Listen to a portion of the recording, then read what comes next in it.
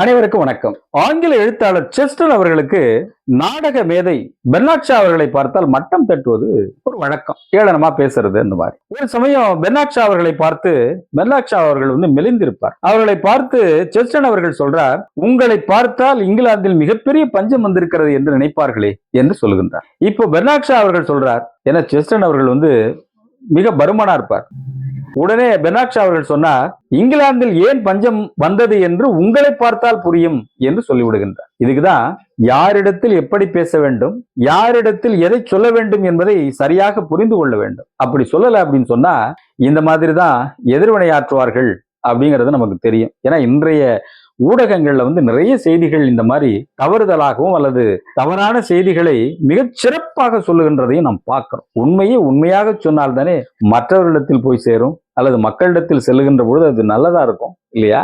இதை சிந்திக்கலாம். இதே பெர்னாட் ஷா அவர்களிடத்துல ஒரு நிருபர் ஒருவர் இதே மாதிரிதான். அவர்கிட்ட ஏதோ விளையாட்டா அல்லது பெரிய செய்தியை கேட்கிற மாதிரி இன்னைக்கு நிறைய நிருபர்களை பார்த்தீங்கன்னா யாரிடத்தில் எதை கேட்க வேண்டும் அல்லது யாரிடத்தில் கேட்கக்கூடாதோ அவரிடத்தில் மாற்றி கேட்டுக்கொண்டிருப்பார்கள் கேள்வியை.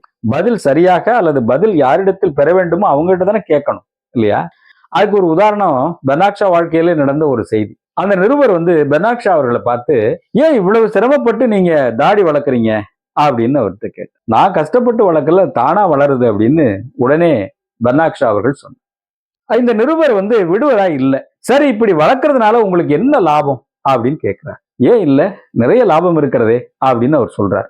உடனே என்ன சொன்னார் அப்படின்னா, ஷேவ் செய்யறதுக்கும் அதுக்கு செலவிடுகின்ற நேரத்தில் நான் ஒரு நாடகமே எழுதி முடித்து விடுவேன் என்று சொல்லுகின்றார். இப்பொழுது கேட்ட நிருபர் வாயெடுத்து போகின்றார். இப்படித்தான் நாம் யாரிடத்தில் எதை கேட்க வேண்டும், யாரிடத்தில் எதை பேச வேண்டும் என்பதை சரியாக புரிந்து கொண்டு நம்முடைய ஒரு நிருபர் என்பவர் பொதுமக்களுக்கு நல்ல செய்தியை கொண்டு சேர்க்க வேண்டியவர். மற்றவரிடத்தில் விளையாட்டாகவோ அல்லது வேடிக்கையாகவோ கிண்டல் கேலியாகவோ பேசுவது அல்லது கேட்பது அது எந்த அளவிற்கு ஊடகத்திற்கு நல்லது என்பதை தெரிந்து கொள்ள வேண்டும். அதனால வள்ளுவர் சொல்லுவார், சொல்லுக சொல்லில் பயனுடைய, சொல்லற்க சொல்லில் பயனில்லா சொல் அப்படின்னு சொல்லி.